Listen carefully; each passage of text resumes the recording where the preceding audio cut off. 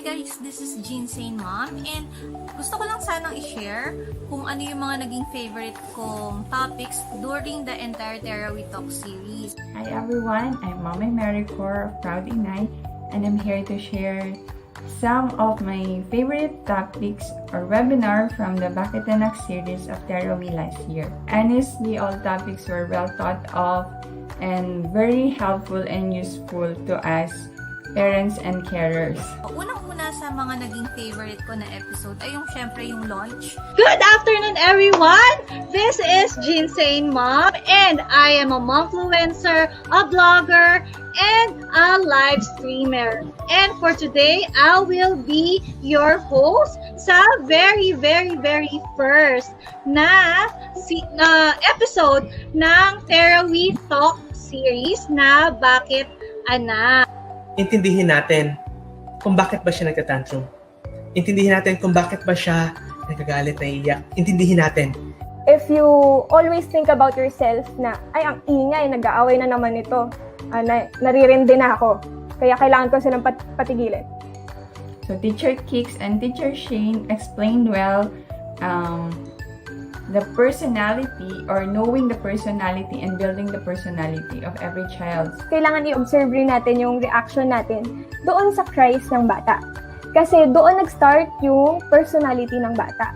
Let's keep in mind na ang attachment styles ay paraan para sila ay manatiling malapit or attached sa kanilang caregivers. Kumbaga, this is a way, itong apat na techniques, these four styles, they exhibit different behaviors, but all of them are aiming to be proximal, malapit sa kanilang caregiver. Next na naging favorite ko is yung Breaking Traditions na episode. This is with Mr. Chuck Araneta. Or there are also a lot of dads out there na gustong maging hands-on pero hindi lang nila alam paano. Yung dads kasi tama kayo, hindi talaga sila yung vocal eh. Yung fathers are supposed to be raising, training, and instructing. So, kung sinabi kong be like me, mali na kaagad. So what I tell my children is be like Christ. So next na favorite ko naman ay yung keeping your kids active during pandemic. So ito ay with Miss Shara Soto at saka with two other experts. So nakakatuwa. Ang saya nitong activity na to. Napaka-interactive kasi nag-yoga kami dito. Tapos may dancing exercises. And include yourself with them. Kung anong gusto nilang gawin, yun siguro yung gawin mo para ma-encourage sila, para makita nila na may kasama sila na tumakbo or tumalon kahit sa garden lang or sa labas lang ng building nyo or ng village nyo or sa labas ng house, makapaglakad lang ba or makapagpapawis. I think that's important na. And next na favorite ko din, yung succeeding beyond learning difficulties during pandemic. Bago makapagbasa ang bata, may 6 na skills na dapat ay alam niya. Ito ay phonological awareness, concepts about print, oral language development, comprehension, handwriting, and alphabet knowledge. Bago kayo magturo ng writing, ituro nyo kung paano niya hahawakan ang coloring and writing instrument. Ang tawag po dyan ay proper grip. Then also, yung kay Mommy Sab and Teacher Nix, promoting your child independence. Super touching naman na itong webinar nito, lalo na nung Mommy Sab share the progress of Pancho. But I see through the years, through the months, sobrang big difference. Ngayon, he's able to just touch it and feel because we're doing it consistent. Isa pa rin magandang topic na pinag-usapan namin ay yung healthy sleep for babies with Miss Maria. When we are sleeping or even when the child is sleeping, the growth hormone is released, no? So that's why they say nakakatangkad yung pagtulog. So if we let them sleep too long in the daytime, yung nawawala yung nighttime sleep. And the nighttime sleep at a certain age, no, is very important then. Isa sa mga paboritong webinar ko yung Wonders of Toilet Training by Teacher Chairus. The process of training a child to control bladder and bowel movements and to use the toilet independently. Sobrang helpful neto kasi lalo na sa amin na may mga toddlers. So kapag tinatry natin siyang umalis sa comfort zone niya, ayaw niya, mag-escape na lang siya kasi nga naging dependent siya dun sa diaper. Another topic na nakaka-relate talaga ako is yung how to deal with grief by Mommy Feliz. Yun, I think it's a really big factor na you are not alone in your journey. Watching that webinar makes me so emotional. I got convicted also na the Lord was telling me, you're taking too much control and you're not letting me be your God. Last but not the least ang favorite ko ay yung feeding tips with Miss Va. Isa sa natutunan ko sa kanya or additional learning from her is when she talked about posture. So, what research tells us is that if either breathing or posture are compromised, eating may be resisted. So a simple conversation with a family member or sister in advance could also help them become more aware of the importance of posture for their kids or their friends who may have feeding difficulties in the future.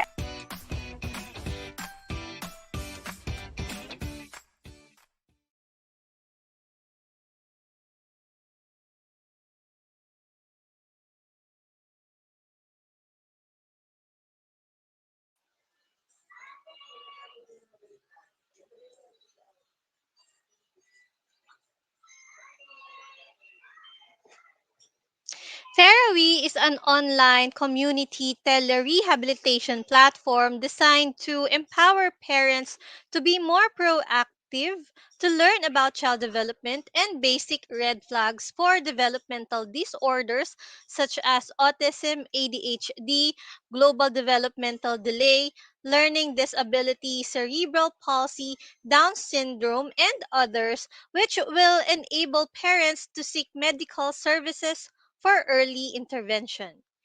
Terawi's goal is to create a community that supports each other and to link parents to appropriate help that they need. As of now, Terawi can answer your child's worry through Terawi's family support group via Messenger or Viber. And we are happy to announce that the National Council on Disability Affairs, or NCDA, will support Therawi Health Innovation Incorporated, or Therawi, as our partner in providing the community-based teletherapy program for families of children with disabilities in the Philippines. Therawi and NCDA are committed to providing responsive policies, program, and services that will contribute to improving quality of life among Filipino children with disabilities and empowering them as future leaders of the disability sector. Good afternoon, everyone, and welcome to another episode of Terawi Talk series. My name is Jean Saint Mom, and I will be your host for today. So, if you want to share our live stream, do not forget to use the hashtag a girl's voice, hashtag girl child, and hashtag Terawi Talk series. Dahil this October 11, the United Nations and its agencies, civil societies, and people around the world are celebrating International Day of the Girl Child. Yes, alam ko bago sa inyo yung celebration na yan, no? Meron silang team na tinatawag, or ang title ng kanilang team ay Digital Generation, Our Generation. We believe that girls are leaders and are change makers, and we see proof all over the globe how girls, even at a young age, can be empowered to be a fundamental source of change for gender equality, with technology being a platform to support their work, activism, and leadership. Today, let's learn more on how we can all together support this movement with our special guest.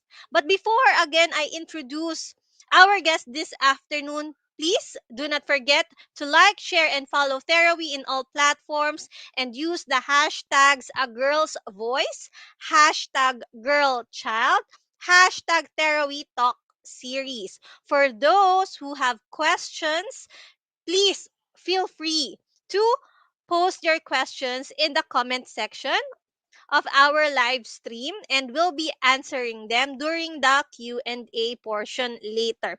So, I think everyone is ready na to meet our guest this afternoon. We have two guests for today, so let me introduce our first guest. Doctora Arsenia Seni T. Lozano, PhD, was the Basic Education Principal of NCBA Fairview and the Chairperson of Liberal Arts Education Department of NCBA Cubao. After completing her PhD in Child and Family Studies, she became a graduate school faculty at St. Joseph's College, handling management and education subjects up to present. As a school administrator and educator, her advocacy is to create effective partnerships between school, parents, and communities to achieve family prosperity, intergenerational well-being, and our country's nation building. Let's give a warm welcome to Doc Seni. Hi, Doc. Good afternoon po. Good afternoon. Ayan. Magandang So, hapon po sa lahat ng mga momshies that are with us this afternoon. Thank you very much for the time, for sparing your important time. And it is close to dinner and you're with us. It means that you are really interested to be part of this conversation that we will be having this afternoon about a girl's voice. Thank you. Thank you. yes. Opo, sobrang excited na po ako. Pero, Doc, may makakasama pa tayong isa. And ipapakilala ko na po yung isa pa nating makakasama sa ating conversation today. So, our next guest is Maria Julieta F. Wasan or Doc Marita. She was the National Coordinator of Pro-Life Philippines Foundation Incorporated from 2004 to 2012, a non-stock, non-profit organization founded by Sister Mary Pilar Versosa, RGS, in 1978, the lead group in family life advocacies in the country, holding key positions in the Episcopal Commission on the Lay since 2007 to the Catholic Bishops' Conference of the Philippines. She was elected as president and appointed executive secretary in 2018 to 2019, as well as the lead in ecumenism and interreligious dialogue for the lay. At present, she represents the Catholic Church in BIM, Bawat Isa Mahalaga, founded by Chief Justice Maria Lourdes Sereno, advocating for good governance, justice, and peace. She initiated Young David's program to the Episcopal Commission on Youth in collaboration with LICO to interact together with different youth ministries with a common objective of support in serving the church of their own parishes and at the same time serving their own local government units with clear positive values and practicing good governance. Fairway family, let us all welcome Doc Marita. Hello, good afternoon. I am Doc Marita and I am a grandmother also. I have 9 grandchildren. And when I saw your presentation earlier, wow, these are my grandchildren. I'm so happy that you have this kind of program. I will tell my children to really watch and be with you in this program. Wow, I really love it. So, Thank you so much. mommy, try to follow, try to be present always during presentation because you will take a lot of information that is applicable in raising your kids. Thank you. Yes. Yes, sobrang excited po ako and syempre po yung ating mga viewers po ngayon sa ating Facebook Live. Ayan, and it's a pleasure to have you with us, Doc. So we are excited to see your presentations later. So, Doc Seni, si Doc Seni muna yung unahin natin for today's Facebook Live. So, dun sa presentation po ni Doc Seni, before po tayo mag-start dun sa inyong presentation po, Doc, meron akong question. No, meron akong several question and I think itong mga questions na to is kasama po dun sa inyong ipapakitang presentation, no? So, unang-una pong tanong ko is, paano po ba or how do you define the girl child? Actually po, nung nakita ko po talaga yung yung girl um yung International Day of the Girl, actually bago po rin sa akin yon. Hindi ko po alam na merong ganong klaseng celebration. So, syempre ako po, may anak din akong babae, no? So, yun po yung isa sa gusto kong malaman. How do you define the girl child? Ano nga ba ang karapatan ng mga batang babae? Ano ba ang benepisyo ng pag-e-educate natin sa mga batang babae? And ano yung usual na concerns and challenges of young girls, particularly in our present situation ngayon? And also, what is the present status of the young girls in our society? So, excited akong malaman yung mga sagot dito sa tanong natin na ito. And later, after ng presentation yun ni Doc Marita, siguro pwede tayong magkaroon ng konting chismisan. 'Di ba? Ayan. So, go ahead, Doc Seni. And excited na po kami sa inyong presentation.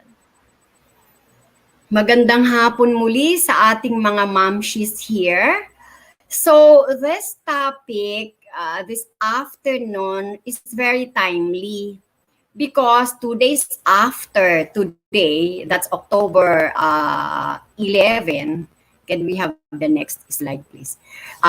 October 11, we will be celebrating the International Day of the Girl Child, or we call them the Day of the Girls, which is observed and declared by the United Nations last October 11, 2012, and that was the first day of the girl child.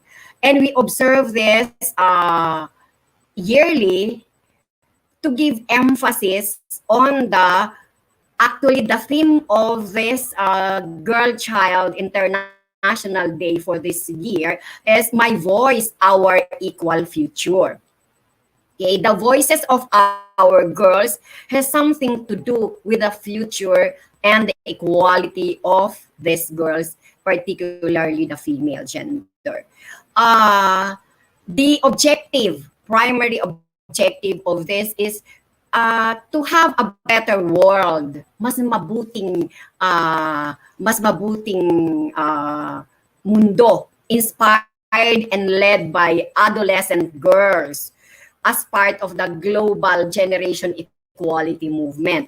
So you have asked a question about who are this, how do we define the girl child? Actually, ang girl child are children below age 18. In our Philippine Constitution, we call our children child if they are from 0 to 18. Pag umabot na ng 18, even sa mga batas, di ba, sabi nga may biruan ng ganito eh. Kung may balak kang mang-rape, tanungin mo muna birthday niya. Dapat wala pa siyang 18 anyos para hindi reclusion perpetua. Okay? And they have limited or no access to education. If ever they are given education, it's limited. Unlike with their counterpart, the boys. They spend more hours on household chores than boys. Mas marami silang oras, itong mga kabataang babae, they spend sa paggagawa ng mga gawaing bahay at pagtulong sa kanilang sambahayan.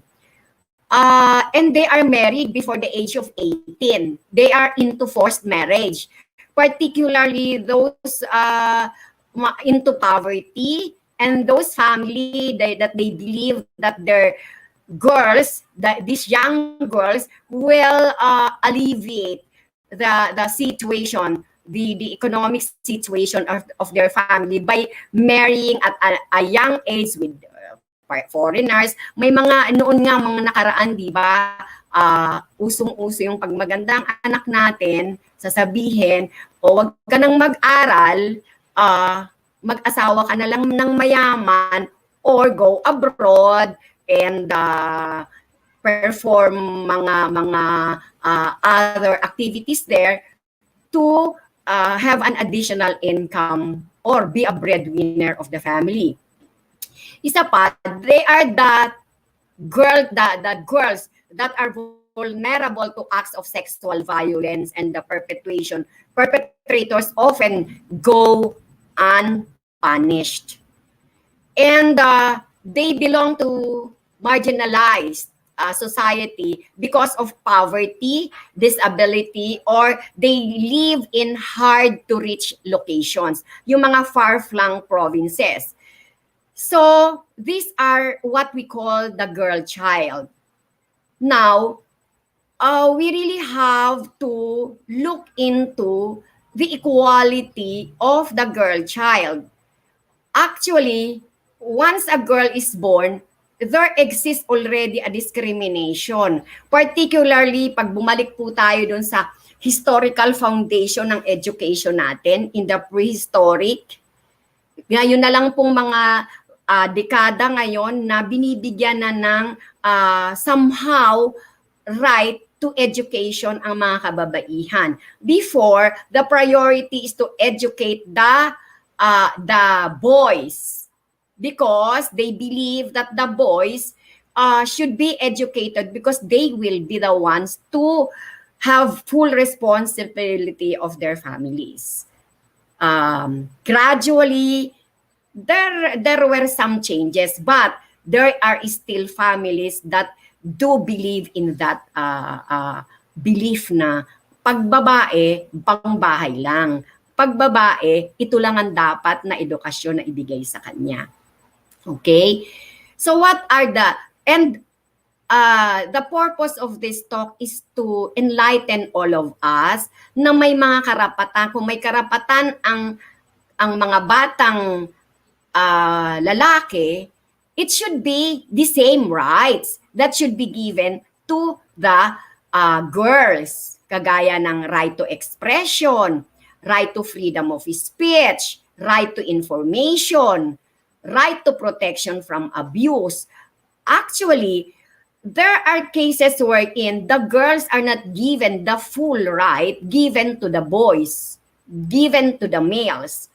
Like say for example, to express, to say their piece about things, and to be given information of things that they should know, and protection from abuse even in the family. Yung abuso sa pamilya in terms of mga trabaho na ibinibigay sa kababaihan na dapat ito lahat ang gawin ng isang batang babae. And then, karapatan din to be protected from exploitation. There are different kinds of exploitation na nangyayari, dinadanas ng mga batang kababaihan at an early age. Ano bang mga exploitations to? They are not given yung sa child labor. Kasi mga babae, pwede na yang ipasok maging katulong kasi sanay naman silang magtrabaho sa bahay. Why not the boys, right? So puro sa mga babae, tagapag-alaga ng kanilang mga kapatid. And then, they are into abuse in terms of sexual abuses. Meron palaging nakatatak na pagka babae, it is always the fault of the children when they are sexually abused. Bakit pagdating sa mga kalalakihan, hindi ganon ang pananaw? Okay? And then, right to name and nationality. There are cases na pagka napunta na sa ibang bansa, nagkakaroon na ng kahit hindi gusto ng bata, siya ay kailangang sumunod kung ano ang sinasabi sa kanya. Right to follow any religion, and may karapatan din siya kung magkakaroon ng kaso, karapatang ibinibigay sa mga kalalakihan, sa mga batang lalaki, ay dapat yun din ang ibinibigay sa karapatan sa mga batang babae. Can we push? Yeah. Okay, next slide please. Okay, so another one, syempre, right to survival, right to nutrition, right to healthcare, karapatan para maproteksyonan, and instead of neglecting the girl child, karapatan niya kung ang batang lalaki ay may karapatan tungkol sa pangangalaga ng magulang, ganun din ang karapatan ng batang babae sa pangangalaga ng mga magulang at an early age. And then, yung right to recreation. What about right to recreation? Because of primarily, ang mga batang babae ay expected ng pamilya that will really directly help the tasks sa bahay.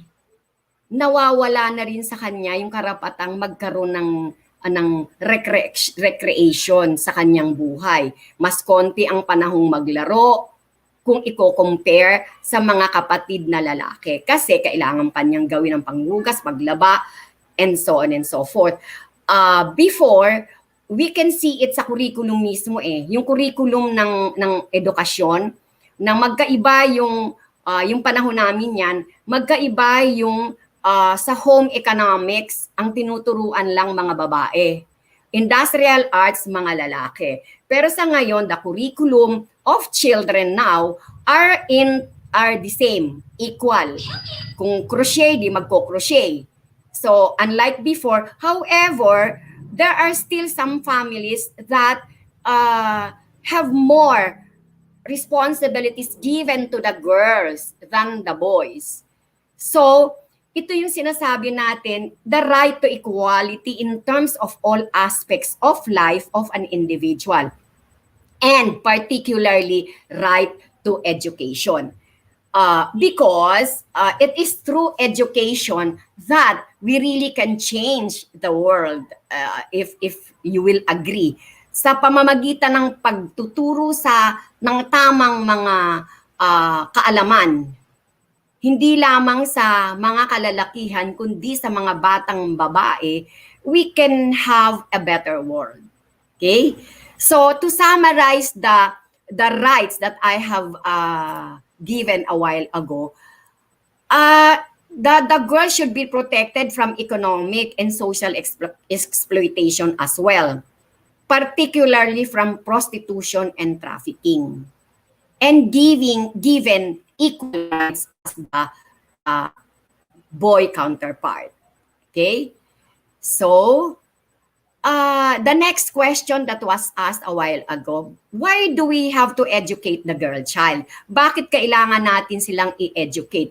Because when the girl child, we're talking of children from 0 to 18.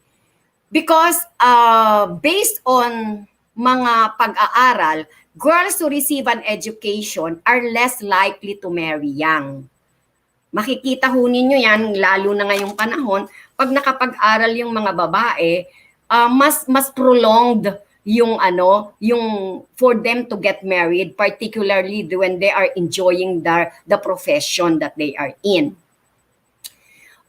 They are pushed into young marriages, teenage marriages, because they were not educated about their future. Ano bang magkakaroon ako kung ito lang naman ang ibinigay sa akin? And there will be better future for themselves, para sa kanila, and for their future families.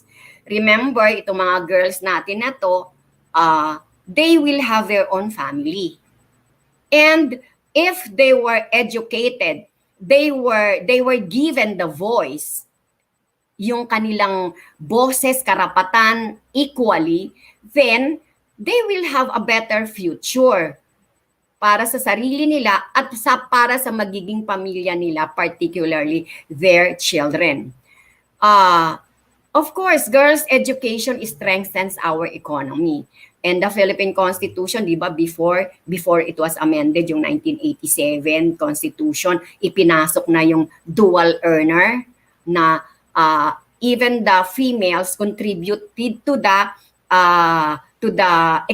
finances of the family. So if that girl is educated as young as she is about how to earn a living, then instead of yung lalaki lang ang kumikita, kung dalawa na, magkakatulungan, particularly now, we are in this situation of our uncertainties. Meron ka ngang stable job before, but now, pwedeng yung lalaki mawala ng trabaho, but if the wife has a job, then it will not be that difficult when that woman or the female or the wife does not have any job at all. Except kung talagang kakayanin nung lalaki lang. It reduces inequality. If you educate the child, it reduces inequality kasi may voice nga yung bata. Alam niya what are her rights. Ano ang mga karapatan ko. Meron siyang paninindigan about the rights that she has to have compared with the boys or the males. Girls speak more freely when they are educated confidently and openly. And we will be able to empower the next generation. So that's the reason why we do have to educate the girl child. Because if we do not educate our young children and give them what are the knowledge, the skills, the attitude towards having a better future, then what will happen to the family which she will be having later on? Okay? So the next question about what, Ma'am Shane, what's the next one? How are girls affected by the pandemic? The girls are more affected by the pandemic that we are experiencing right now because the girls are given more duties caring for the elderly. Kung meron siyang mga magulang ng medyo may karamdaman, may katandaan na, as well as for the sibling on online learning. Ito yung kawawa yung batang babae na nag-aaral siya or she has to stop because she has to deal with siblings that are having online learning and even siblings out of school youth. These are the expectations for the girls. And then also, the economic and health well-being is affected. Kasi di ba, we still have that gender inequality in terms of occupations, professions given to the females, given to the girls, na mas dapat pang lalaki ito kasi hindi ito nararapat para sa isang babae.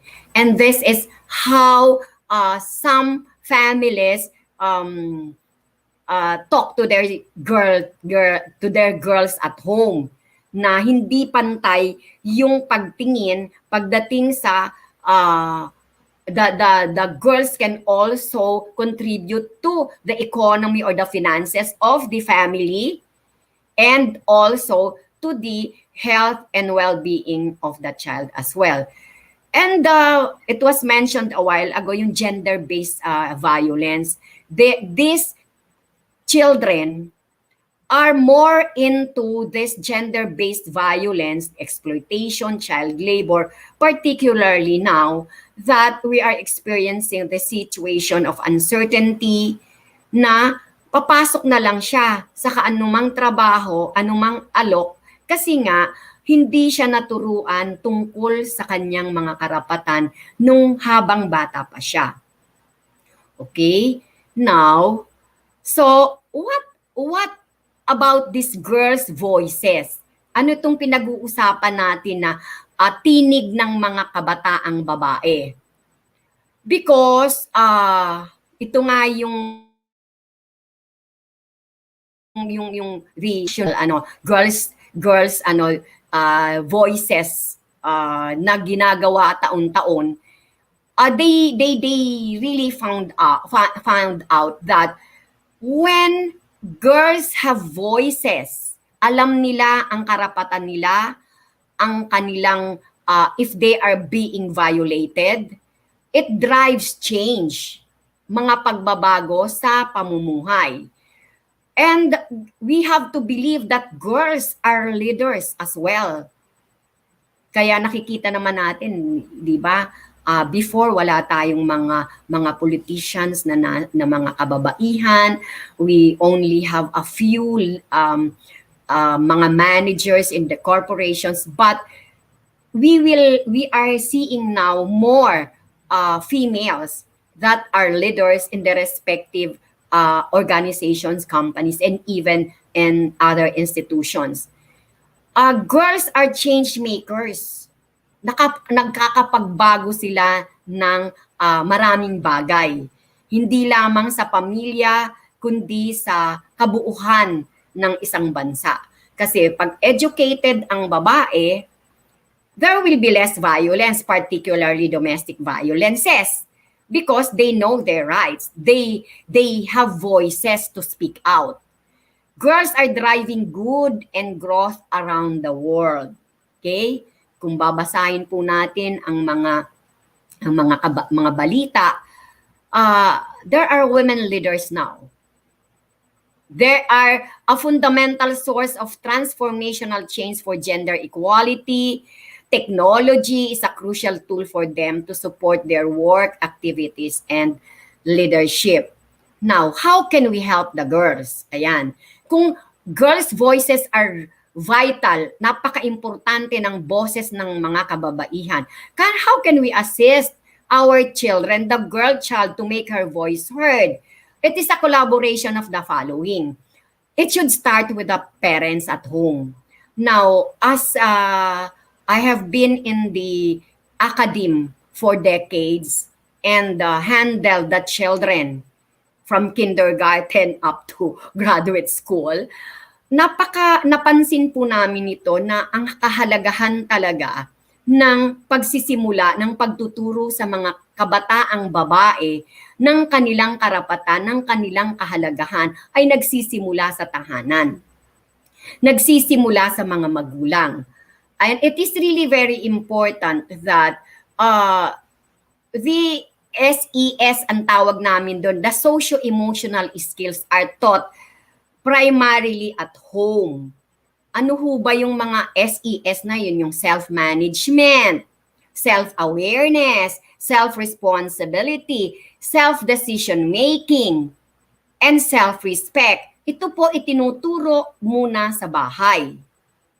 And it should be taught because from this SES that were taught to the children at home and with the collaboration of the school, which is part of the educational institutions, magdi-develop po ang ating mga batang babae na pagpapahalaga sa sarili niya, pagkakilala sa sarili niya, magdesisyon para sa sarili niya, irespeto ang sarili niya, and also with the help of the community leaders sa komunidad, bigyan ng sapat na pagtingin ang mga kabataang babae para makatulong po sila at with their education that is given equally to them, they will be of help not only to themselves, to the family, to the community, and also this is a very good of therapy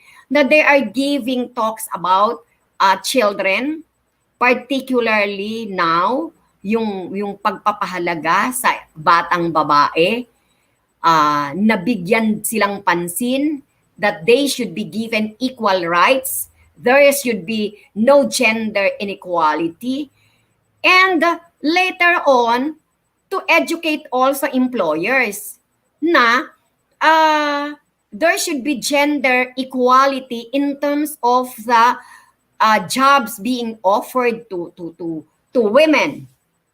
Now, it all starts with the home.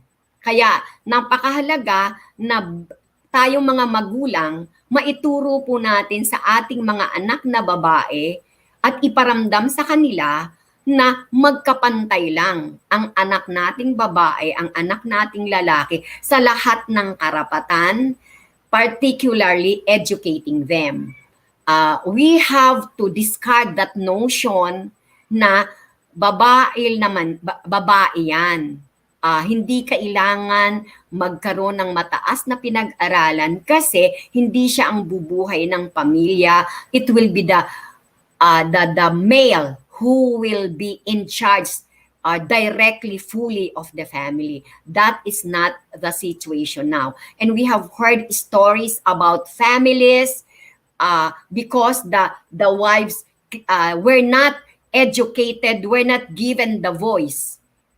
That's the reason why they are having difficulties, particularly now we are in this uncertain times. Okay? And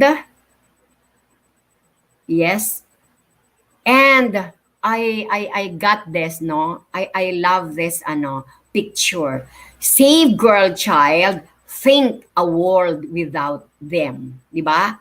So, i-save daw natin yung mga girl child. How can we save them? By listening to their voices, by giving them equal rights, pantay-pantay regardless kung babae man ang anak ninyo, kung lalaki man sila, parehas ang pagtingin. Let us get out of that notion na mas preferred ang mga lalaki. Actually, pagkapanganak pa nga lang, di ba? Parang pagkalalaki, ang lahat excited, ang lahat ganun ang kasayahan, compared pag lumabas ang babae, ay babae. So, there we should have same look at the gender na babae man o lalaki, magkapareha sila. So, I will end my sharing with you with this. An educated woman has the power to educate the whole family, the community, the whole nation, and even globally. So let us empower the girl child. Thank you and good afternoon. Okay. Thank you so much, Doc Seni. Sobrang ang dami kong mga pulot, no? Ang dami kong mga magagandang narinig dun sa presentation nyo po kanina. So mamaya himayin natin yan. Kung ano yung mga magaganda kong nakuha. And pag-usapan natin po yan mamaya after ng presentation ni Doc Marita. Ayan, Doc Marita, ready na po kayo? Kasi meron din po akong mga tanong and I think kasama din po ito sa sa inyong presentation, no? So katulad nung tanong ko po kay Dr. Seni, tatanungin ko po ulit, ano yung girl childhood naman para sa inyo, Doc Marita? Yeah. When, where, and why this awareness start? Kasi di ba po parang hindi po familiar actually. Hindi po familiar sa akin. Ngayon ko lang po talaga nalaman dito sa nung inimbitahan nga rin po ako na mag-host and then sinabi nila na ito yung topic na uy, meron palang ganun. Meron palang ganitong klaseng celebration. So gusto ko malaman kailan, saan, bakit ito nagsimula, yung current situation ng mga kabataang sa babae sa Pilipinas. Kamusta din kaya? And yun, paano ba natin mapoprotektahan yung ating mga batang babae? And meron ba particular na groups na promoprotekta sa ating mga kabataang babae? So gusto ko po yung malaman, Doc, mula po sa inyo. Okay. Once again, good afternoon. And I'm happy to be here in Terawi. And I'd like to compliment Seni It was well covered. I will just be touching on some of my experiences when I go around the country with my advocacy with Pro-Life Philippines, and my sharing would always be based on my experiences as a pro-lifer. Actually, the girl child is a global women issue. It's not only here in the country, but global. Buong mundo ay they are suffering from uh, the girl child syndrome. That is how I call it. Actually, nag-umpisa ito sa United Nations on uh, 1989. There was a convention on the rights of the child. Can we go direct on that PowerPoint? Okay. Ito, na-discuss na to ni Seni eh. The girl child is, of course, sabi niya, young female child aged 18 to pababa. So, they are engaged in housework, work in factories, they care for elders, younger family members, kung may mga kapatid na nakakabata yan, they are the one taking care of their baby brothers or baby sister, and they take over the adult responsibilities at home. Sometimes, mas madalas, they are denied of their human rights and sometimes their basic needs. And of course, the risk of sexual abuse and sexual exploitation. Ang senaryo nga ay how many percent are owns the Philippines? Only 10% are mayayaman and mostly are in poverty. So, everyone is struggling, especially now na we are in pandemic and walang trabaho ang mga tao. And kawawa talaga ang mga Pilipino. So, I also do counseling and I hear this little girl's voice from adult women with the vocal trait of a child caused by psychological trauma. These women are affected to speak in parang bata, parang child pattern, similar to the age of which they suffered the traumatic events during when abused as a child. And it usually starts at home. Next, Ito yung tanong mo kanina, Jane, where, when, and why do this awareness start? Actually, there are 7 million children who are sexually abused every day, every year, in the Philippines. Ganon siya kadami. And 70% of sexually abused children are between 10 and 18 years old. 20% are under 6 years old. Imagine that. And rape remains the most frequent type of sexual abuse, followed by incest and fondling. 98% of rape victims are girl women. The incest percentage is another alarming data at 33%. Most children who are victims of prostitution or pornography, we now call cyber sex. Because of poverty, when mothers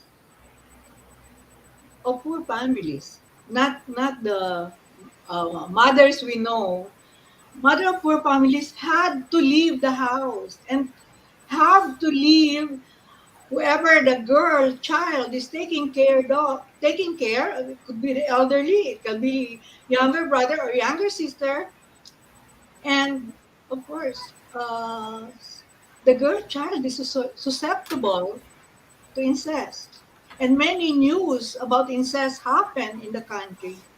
If you have only one room, and you have your father who's always drunk, or your brother's bigger brother who's drunk also, the girl child is susceptible. There is some news 6 months ago about um, a mother, 47 years old, and she lives in a small room. There's no television, there's no karaoke. What she has is a laptop, and in that laptop, she also have a cell phone and receipts from Australia, trying to push her kids. She has 5 kids. The youngest is 3 and the oldest is 6 on sexual acts. So Australian would give her remittances for the children to do sex. That is in Caloocan City. Another one is somewhere in Luzon. The mother is 25 years old and she does the same thing, asking her children to do cyber sex. So it happens during lockdown. Last April 2020, it was a news, and of course, the both mothers were arrested. But what happened then to the children?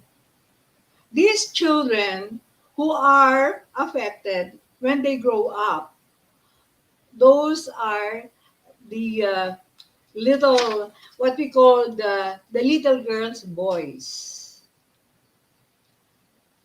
I met one also, grown up with that kind of pitch of voice, and it took so many sessions for her to really share that she was raped by her father.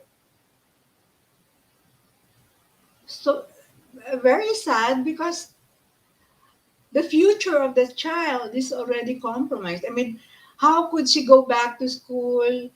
The Filipino family is more of a patriarchal family, I think. But uh, this today, more mothers are now more because they also work. They become more. They adjust already on their situation, and they already have some boys, and she this mother of sexually exploited children uh, could take care of the child, but because most of those children would only go to their families or friends because of hiya, they would not tell their family. So it is really saddening. Um, what the government has done is that we have the anti-rape law in 1997, and I know Chagaray was the first person who was died. He died in the electric chair because of rape, and hindi na nasundan. So the plight of being poor is really affecting this girl child syndrome that we have. Although, what are those? Can you next slide, please? How do we protect the girl child? Okay, we need to spread awareness and change the mindset. Women now comes out to really protect the children. So there are communities that protect the children. The Catholic Church, where I belong and where I serve as a president, have programs, and many parishes have programs of counseling for uh, these families. And we try to spread awareness so that this problem would not really grow. We need to, as Seni was saying earlier, really need to educate all girl children. I was with my friend Dr. Beck Yao the other day in the Asilo de San Vicente de Paul, and we are doing counseling there. And I was reviewing the profile of the teenagers that we have, young adults, and there were there were rape participants, there were sex issues that happened, and they experienced that early. And I was so thankful that we have Asilo de San Vicente de Paul, who really help children, who really help young adults to take up their education and to be empowered. I'm also thankful because they have created this environment for young adult women to, um, of course, we are in support of women's resistance to violence. There should never be violence in the family. Domestic violence is the first and the key in having these problems. Fathers are useless in the house, fathers, and we see that in poor families. And there are a lot of work in the church. There are a lot of work in the country that we must do, and um, maybe our government must be reminded every time, just like what our president's doing. Uh, I am so hurt that he is a misogynist that he would do that to women. No, I think society, private enterprise, and the government should recognize and celebrate women in the world. But that is not the reality. Maybe this is time for us to really change what our government is doing. Uh, we must be um, the voice, louder voice. We must have a louder voice to really protect the girl child. And of course, this is lockdown. There is no decent work. There is no fair and equal wages. There is no safe working environment for women right now. Um, how are we going to deal with it? I don't know. I don't have the answer yet because this is the current problem that we have in our country. So many people are really waiting for change. And I hope many will wake up. Can I see the other the other? Okay.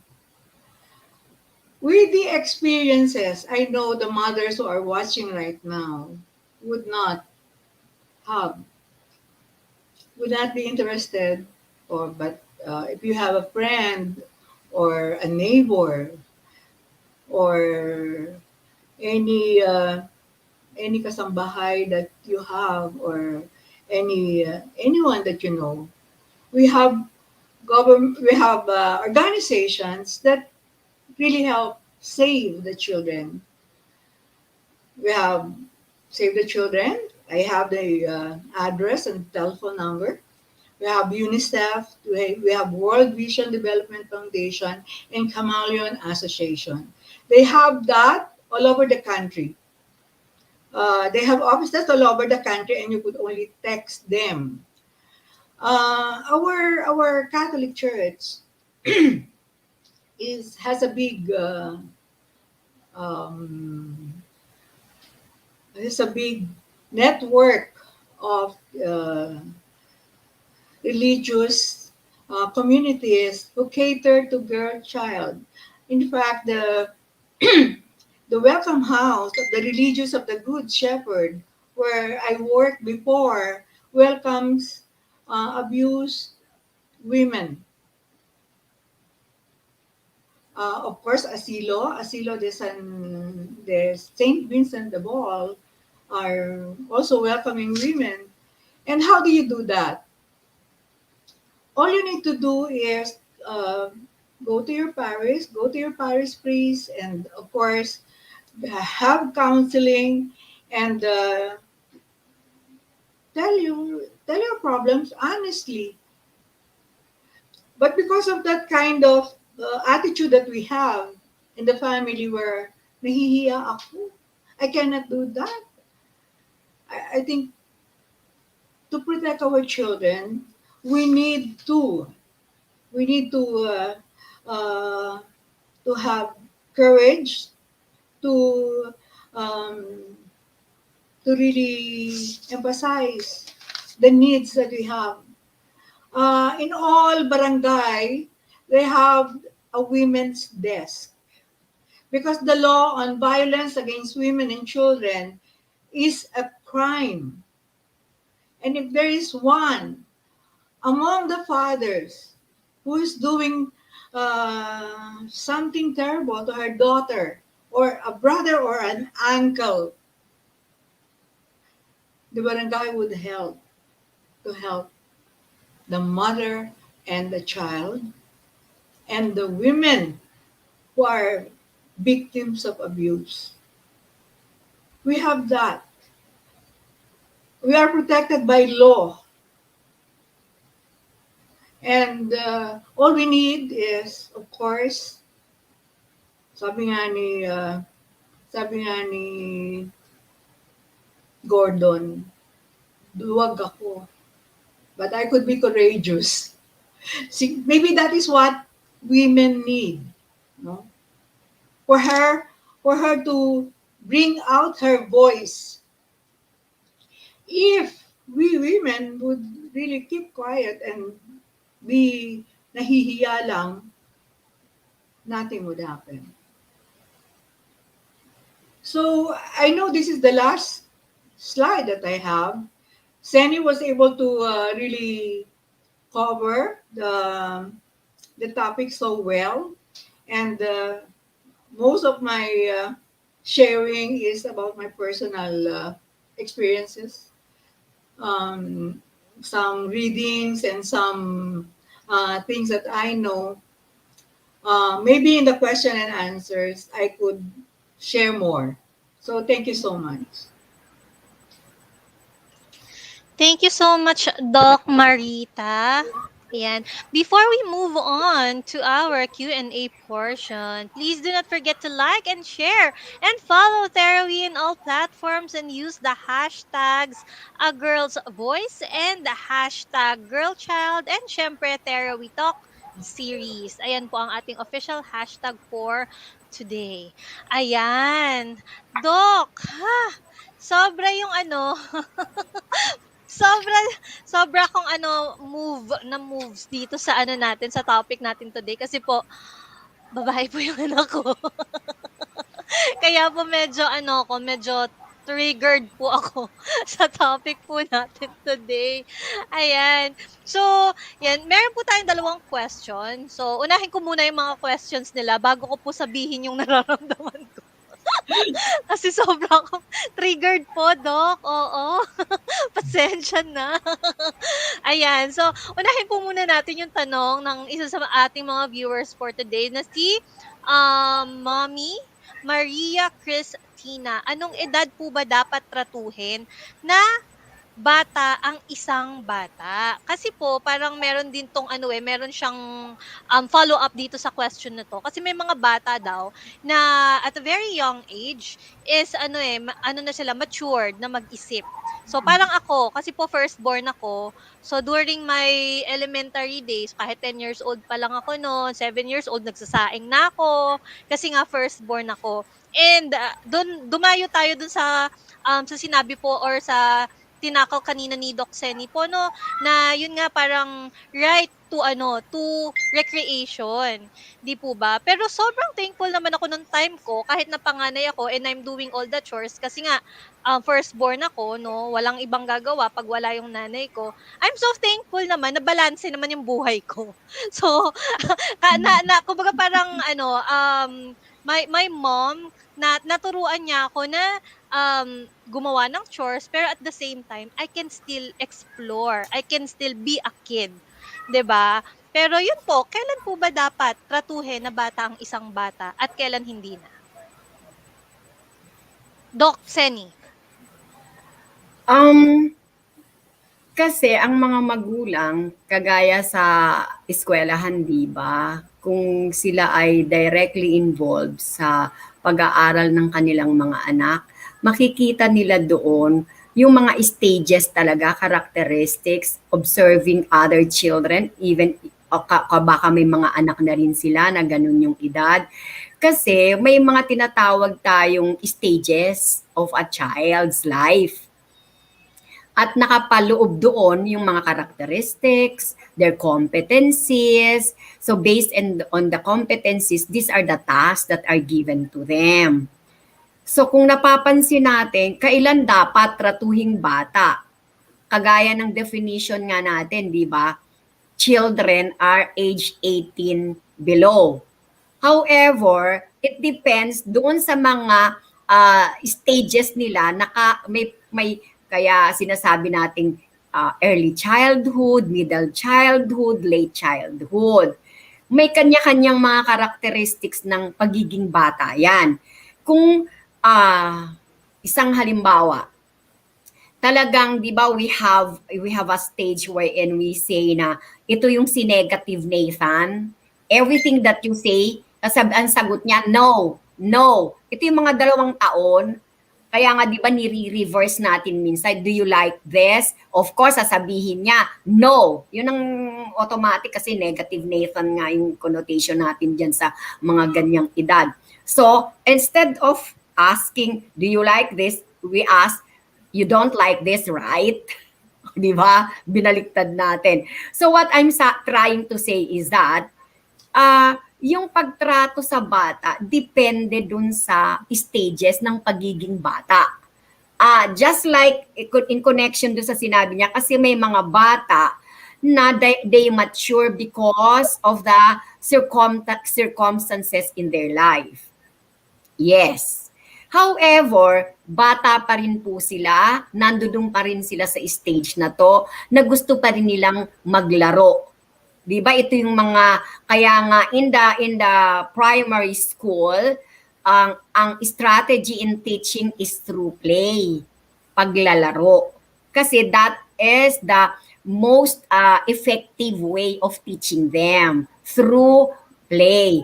Ngayon, kailan, kagaya ng tanong niya, kailan dapat hindi tratuhing bata ang bata, dapat pumunta na pagiging adult. Now, may mga kanya-kanyang stages nga na kunyari nagtatantrums pa ba siya? Kung magtantrums pa rin ba siya, just like a 5-year-old, a 3-year-old, we do not expect yung bata na going into puberty, di ba bata pa rin naman sila, na ganun pa rin ang ugali niya.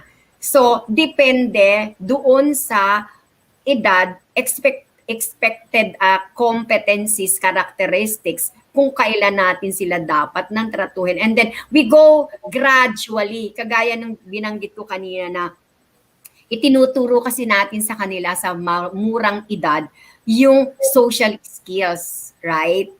Na karugtong talaga yan sa pag-iisip ng isang bata tungkol sa, bata pa ba ako? Yung awareness niya, Bata pa ba ako? Am I expected to do the same thing as what is being done by my younger brother, by my younger sister?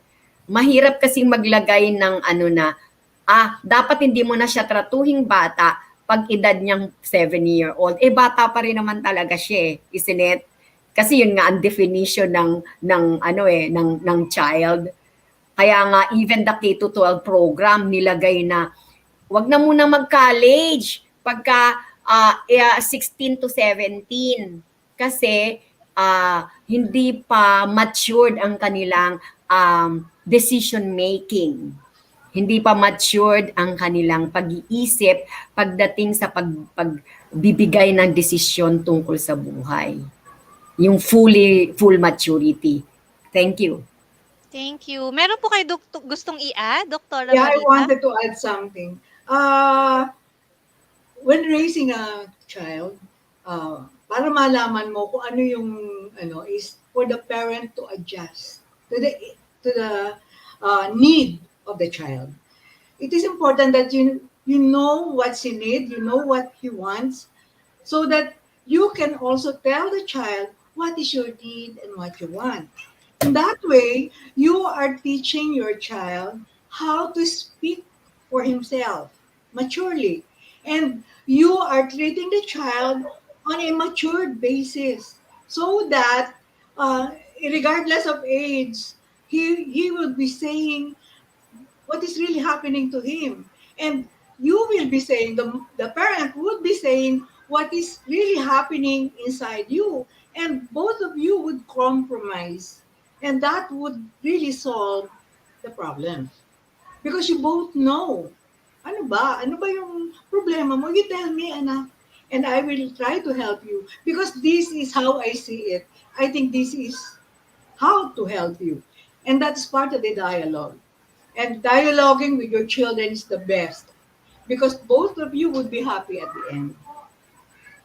I agree. Agree po ako doon, Doc Marita. Agree ako doon sa sinabi niyo ni Doc Seni. And also, Doc, no? So I think yung pag-acknowledge doon sa nararamdaman nung bata or doon sa ina-act nila, 'di ba? Parang importante din 'yon. Kasi yun nga katulad po ng sinabi niyo, Doc Marita, we have to teach them to say what they feel. 'Di ba? So, we won't be able to do that if we are not aware also on how to acknowledge their feeling, on how to acknowledge the current situation. And I think that is important, no? Kasi minsan yung mga parents, halimbawa, 'di ba? Yes, dumadating talaga sa time na umiiyak, nagtatantrums, 'di ba? Yung mga anak natin, especially yung mga younger, 'di ba nga, kids, no? Kids nga eh. So kapag may change, 'di ba po, sila, may pagbabago sa nangyari, 'di ba? Sa kunyari, nasira yung kanilang favorite na doll. So magwawala si bata. So tayo i-acknowledge natin na yes, nasira anak, it's okay to be sad. Pero anong gusto mong gawin natin? Or what are we going to do next since nasira na yung doll mo? 'Di ba? So we have to acknowledge also yung nararamdaman ng mga anak natin kasi may feelings din sila. Tao din sila, 'di ba? Kasi yun yung minsan yung nagiging mali po hindi naman mali, yung nagpagkukulang, 'di ba? Yes. Sa ibang parents na gusto natin patahanin na agad. No, yun, stop crying. 'Di ba? Pero stop crying, malungkot nga ako nasira yung doll ko. You acknowledge what's happening. Diba? in the Yes po, moment, diba? yes. I think that is also important, especially sa mga kids. Kasi some kids, sometimes that is what they need. You just have to acknowledge what they feel. Na okay, na alam pala ni mommy na sad ako. 'Di ba? Alam pala ni mommy na malungkot ako kasi nasira yung doll ko. So I have to tell mommy na okay, kasi paano natin aasahan na mag-open yung mga anak natin if we don't know how to acknowledge their feelings, and that is so important. Di po ba, Doc? Importante na tayong mga magulang i-acknowledge natin yung nararamdaman nila kasi that's the time that they will feel secure. 'Diba? They will feel secure kasi, okay, alam ni mommy yung nararamdaman ko. Ina-acknowledge niyang malungkot ako, ina-acknowledge niyang sad ako. And if that's the case, I can tell mommy anything. Kasi Yes. And the naiintindihan niyang self-esteem malungkot is ako. high.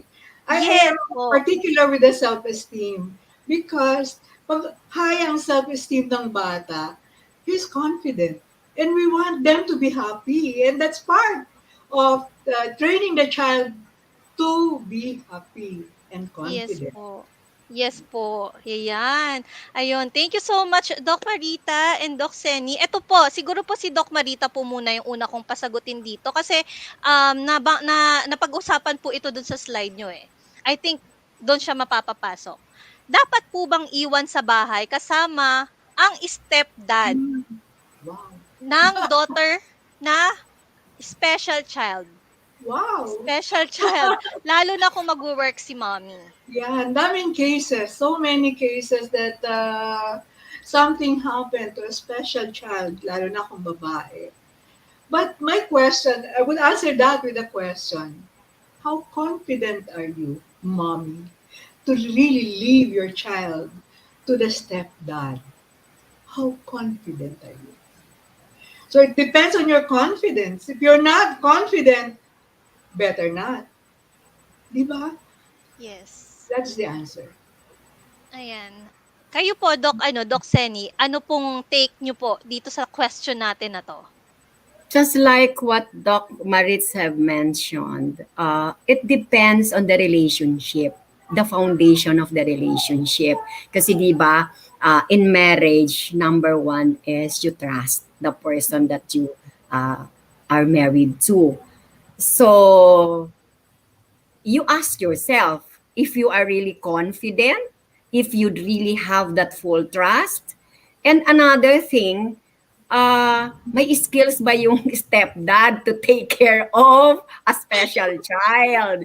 Kasi even if you have the trust, you are highly confident, may skills ba? Na-train ba siya? Was he part of the daily activities of the child? Yung ganon.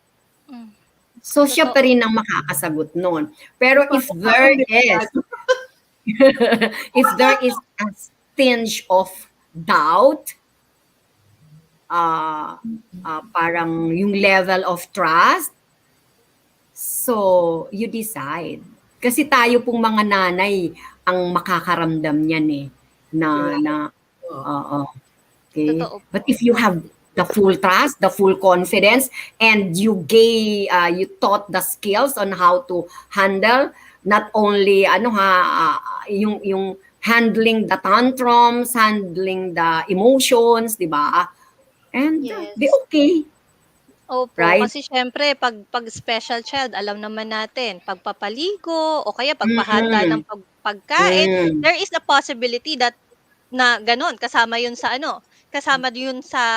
pagbabantay na tinatawag. Kasi hindi naman po ibig sabihin na okay, sige stepdad bantayan mo yung bata. So, hindi naman yan magtititigan lang maghapon. Siyempre, if kailangan kumain ng bata, kailangan pakainin. If nagdungis, kailangan palitan. Di po ba? So, those are the things that they need to take in consideration of leaving the special child to the stepdad. Diba? So, tama po naman yung sinabi nyo, Doc, na kaya ba? May kakayahan ba si stepdad na gawin yung mga bagay na iyon? Kasi, kung wala, ay baka pwedeng mag-isip-isip ka muna.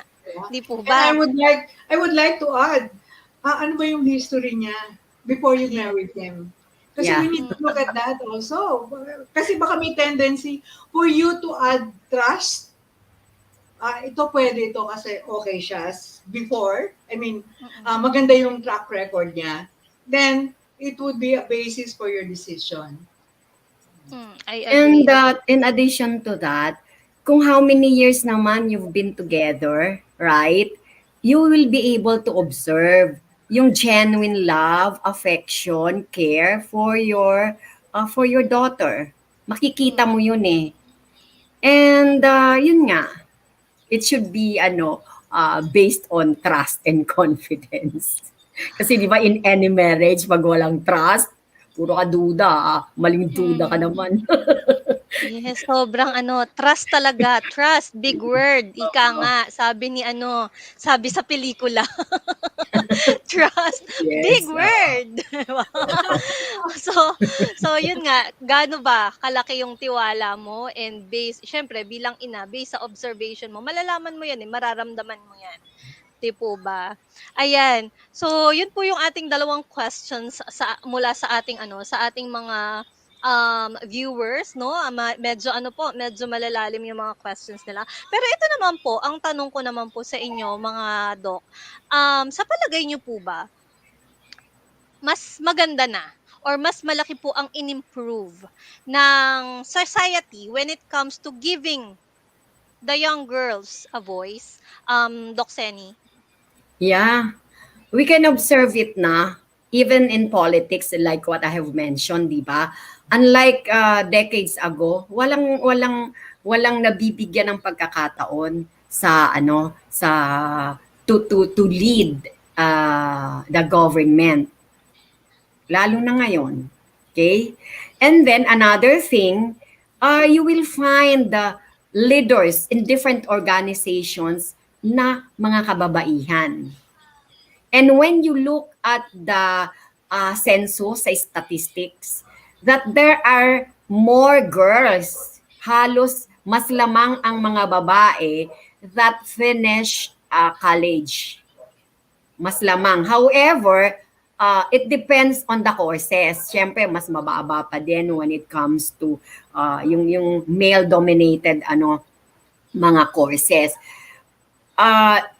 There's really a big change. And even with our young girls, when you observe them in school, mas pa sila with the boys. Kaya nga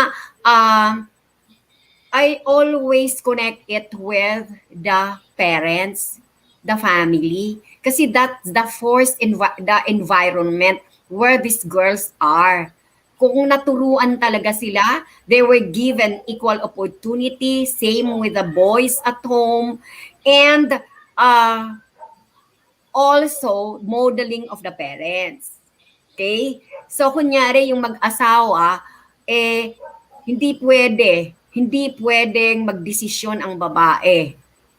In all aspects of the family life, it will always be the husband who should always decide without even giving opportunity to the wife. Kasi this is where our girls learn about being a female, a wife later on, and in a family. Kaya nga parang pattern yan eh. Kung anong iminodel, pag hindi naging aware si batang babae, the same pa rin. Kaya nga 'di ba, battered children that lived in a domestic violence, yung battered mother or battered father, pwede rin ganun eh, ang binubugbog yung asawa. So, ganun ang kanyang kalalakihan. Ganyan pa rin if there will be no interventions that will begin. So, I really believe in this kasi we have so many cases in school na ang pinaka punot dulo talaga how the girl child was reared and what were the modeling that was done to the child. Kaya nga ang sinasabi, tayong mga magulang ang mirror, di ba, ng ating mga anak. And even the girl child mirrors the mother, right? Siya, kung sino si nanay. Sabi nga, kung pasyonista si nanay, pasyonista din si bata. Kung marites, di ba tawag nila dun sa chismosa daw ng bayan. Kung marites si nanay, marites din yung girl child, di ba? Something like that. So I firmly believe that the family, particularly the couple, has something to do with the voice of a girl. Kung yung kinikitilan kaagad ng asawang lalaki ang boses ng asawang babae, how will we expect the girl child to have a voice later on. Kaya nga, dapat nagsisimula talaga sa bahay. And who are this couple? Yung nanay at tatay. Okay, so ganun talaga. Kaya nga, it's really important that this girl should be educated so that sa eskwelahan kasi tinuturo namin yan. Oh, so lalo na sa Miriam, di ba? Opo, ayan. Sobrang ano po, sobrang importante talaga ng Women education. empowerment. So, once you educate the child and it is in the curriculum, to hear their voices regardless, babae ba siya o lalaki. So, that's how we will improve. We will improve society. We will improve families. Okay. Yes, totoo po yan. Ayan, sabi po ni Doc Gail, parents should be aware of the biases they unconsciously pass on to their children. Totoo po yan. Kasi lalo na po pag nag-uusap, yung mag-asawa, no? Minsan, hindi nila alam na nakamasid yung mga anak nila, no? Or naririnig ng mga anak nila kung ano man yung mga pinag-uusapan nila. So, yun nga, talagang yung awareness is magi-start talaga sa bahay. Ayan, Doc Marita, hindi ko alam kung last question ko na to. Ang dami kong ang dami kong hanasya. Sorry, Doc. Marami akong hanasya topic na to. Ayan, Doc, 'di ba kanina po pinag-uusapan nga natin, no, yung mga nahihiya.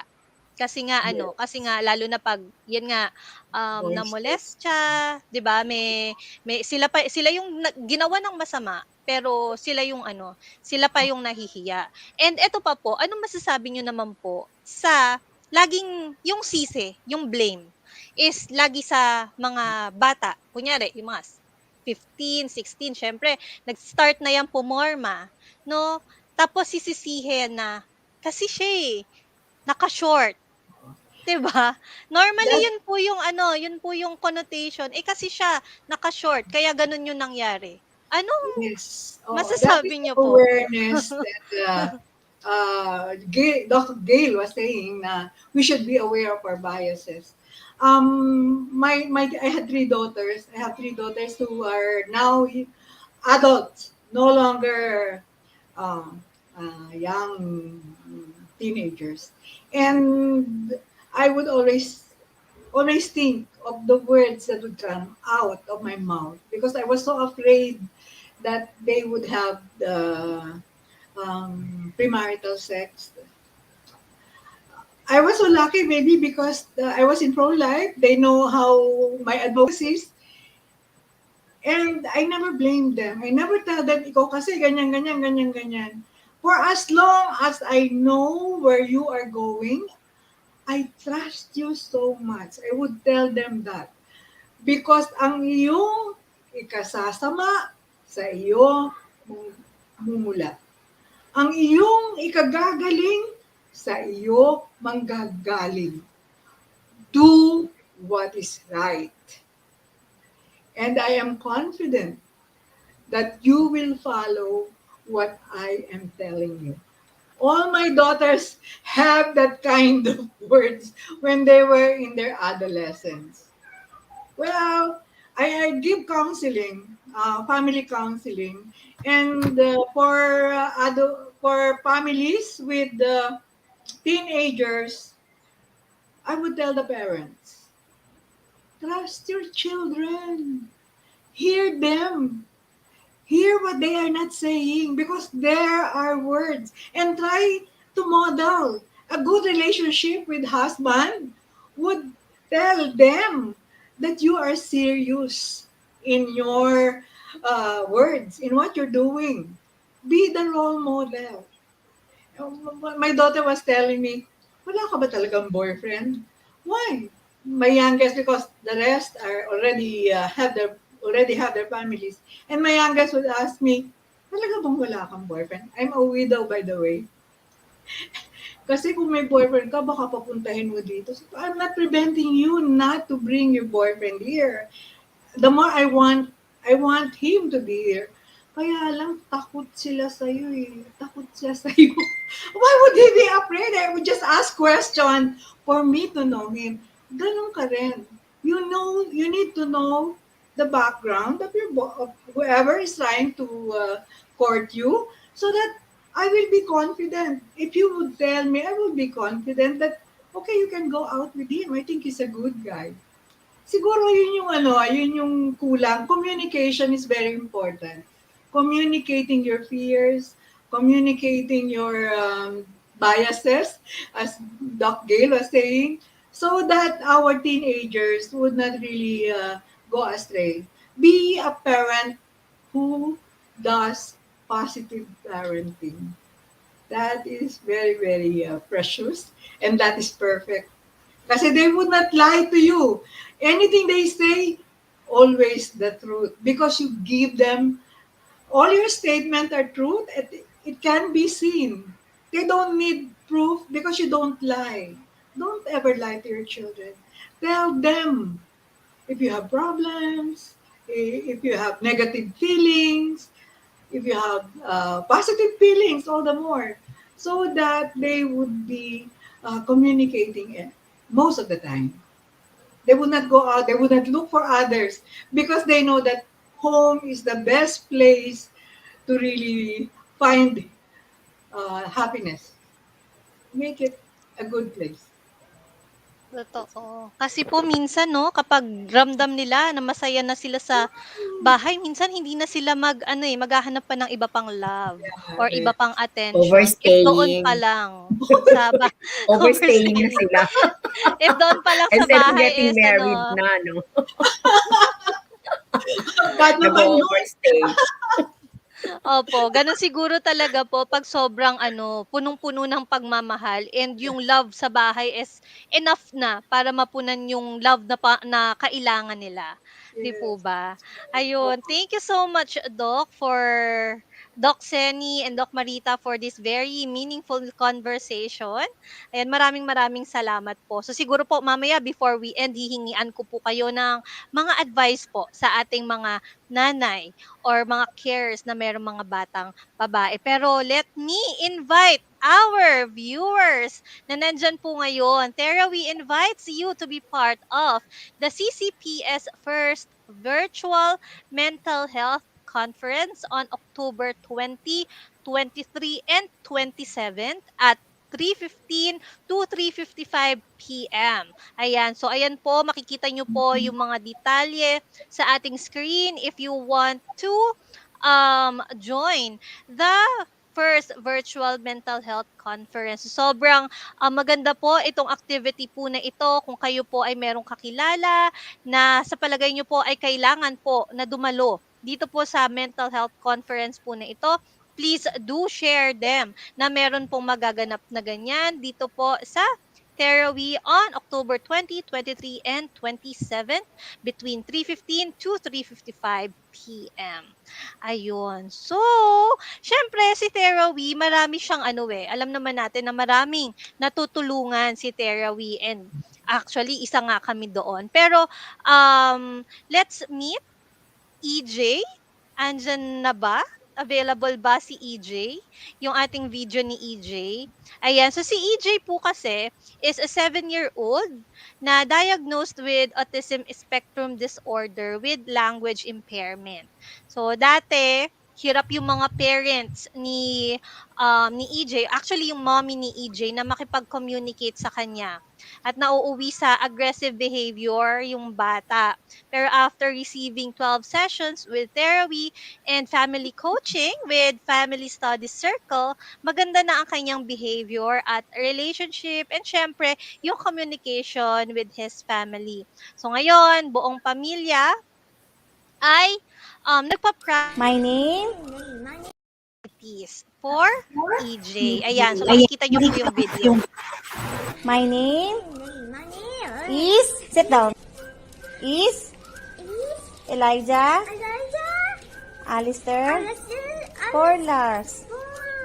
I am 9 years old. 1, 2, 3, 4, 5, 6, 7, 8, 9, 10.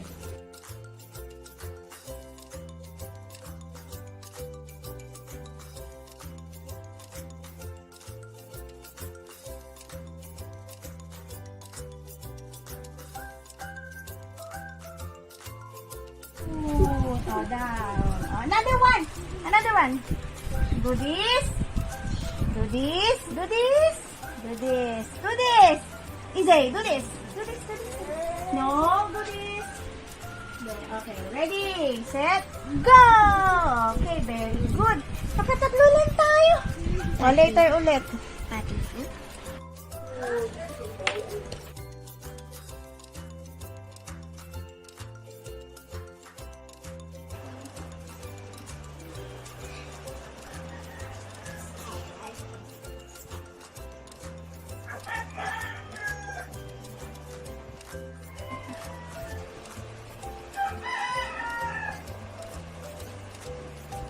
Back away.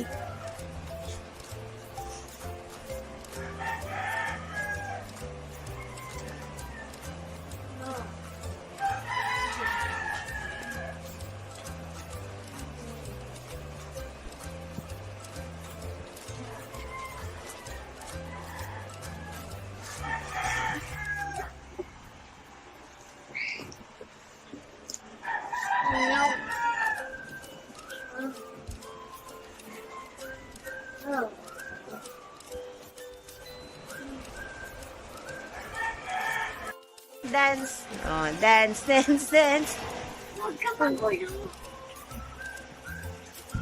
Very good ah. Galing ah. Oh.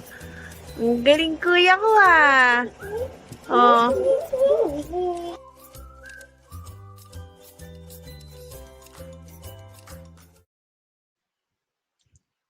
Ayan. So, nakita nyo naman kung gaano sila ka-involved, di ba? Yung buong family nila. Involved talaga sa therapy activities ni EJ. And yun nga, dati hirap nga sila makipag-communicate with EJ. Pero after receiving 12 sessions with therapy and family coaching from family studies circle, maganda na ang kanyang behavior and relationship and syempre communication sa kanyang family. So ngayon nga buong pamilya nila is nagpa-practice ng mga therapy activities and nakakapasok na din siya sa school. So congrats sa Porlas family.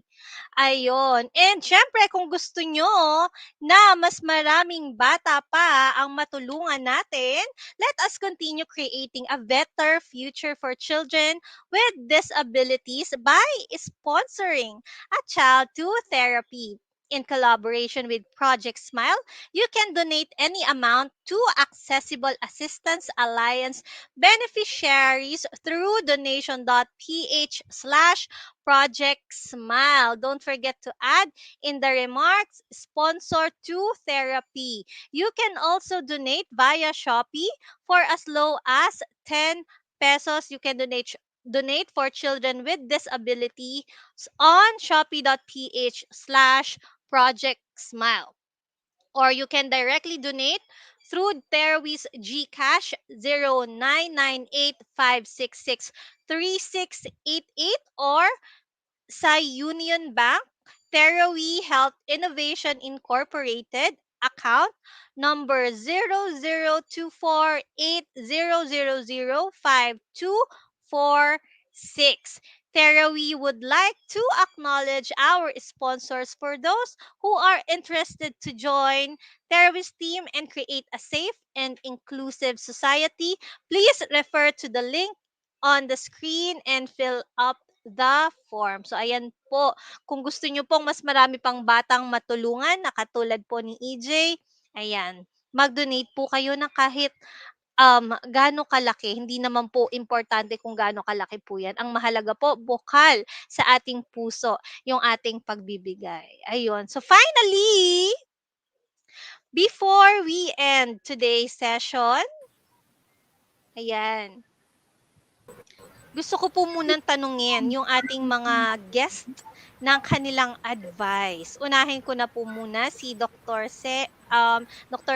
Ano pong advice nyo sa mga parents na merong little girls? Well, first is enjoy the journey of parenting, particularly with our girls, and be open with communication with them, validate their feelings, give quality time to our girls, and particularly emphasis on teaching them about the socio-emotional skills because it starts from there, about self-awareness, about self-management, self-respect, uh, self-decision making. So if this SES are taught at an early age, we will be able to achieve that voice for these young girls that we have.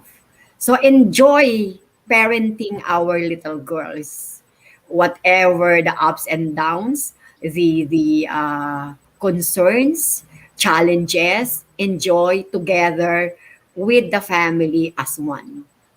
Okay, that's it. Thank you. Thank you, Maraming Dr. salamat with Seni. this opportunity to be with our momshies here today. And I really congratulate and appreciate Sarah Wee for doing this great advocacy for our parents as and particularly for the children.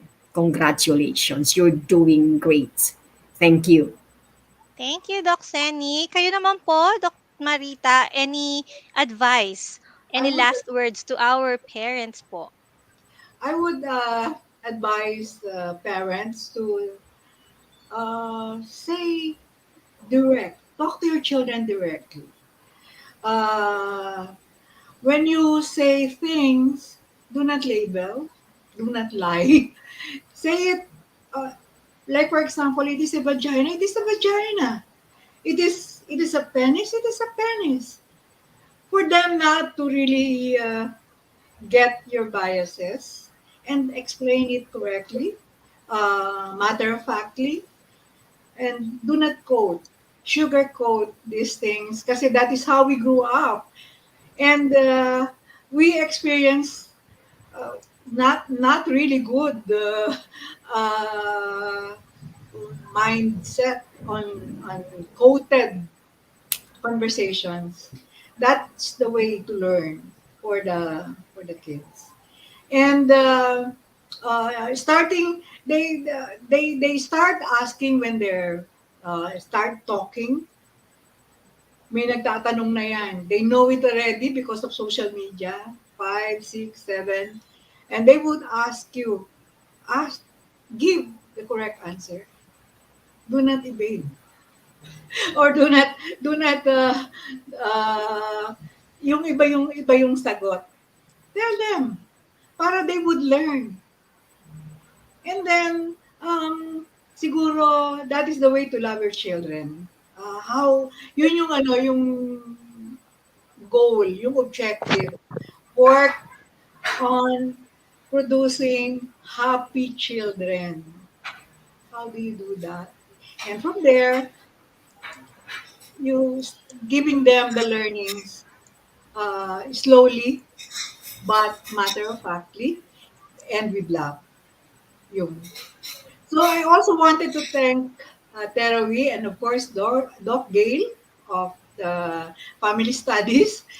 Thank you so much. This is meron palang ano nga to app na to. This is my first time. StreamYard po. Yeah. Thank you so much. Nervous ako kanina. I thought I will not be able to really give my talk. So thank you to the staff of Terawi, of course to you, Jean Sane, Mom. Is that your real name, Jean Sane? Jean po, Jean. Jean. That's what I use po sa aking mga platform po, tsaka sa blog ko po.